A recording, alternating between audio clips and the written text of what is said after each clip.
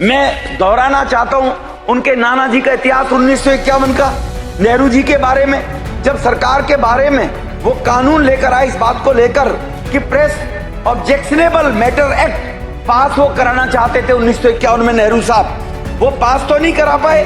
लेकिन पास नहीं करा पाए तो उसके बाद मजरू सुल्तानपुरी जी ने एक पोएट लिखी, केवल उनकी सरकार को क्रिटिसाइज करते हुए मजरू सुल्तानपुरी जी ने एक पोएट लिखी उनके बारे में, और उसके लिखने के मात्र से ही क्रिटिसाइज करने से 1 साल तक मजरू सुल्तानपुरी जी को जेल में नेहरू जी ने डलवा दिया था।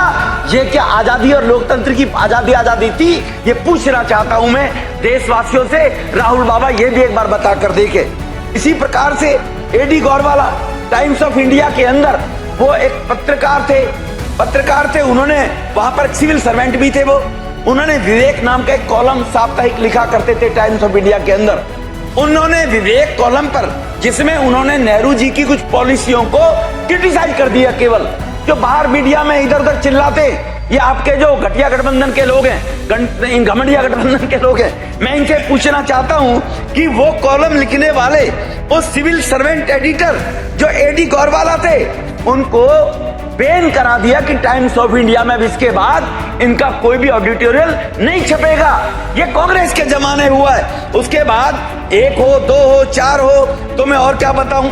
सिंघम 1980 में सिंघम एकता समता, उनके जो एडिटर थे अजय मित्रा जी, गुरशरण सिंह जी, उन दोनों को क्योंकि वो सरकार की पॉलिसी के खिलाफ उन्होंने सिंघम एकता और समता पत्रिका के अंदर, मैगजीन के अंदर उन्होंने क्रिटिसाइज सरकार को कर दिया, उनको गिरफ्तार करवा लिया नेहरू जी ने।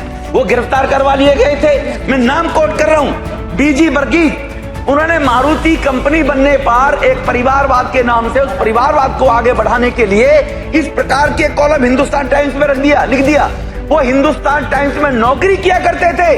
अगले ही दिन छपने के बाद श्रीमती इंदिरा गांधी जी ने उनको नौकरी से बाहर निकलवा दिया। बीजी वर्गीज जो उसके पत्रकार हुआ करते थे हिंदुस्तान टाइम्स के,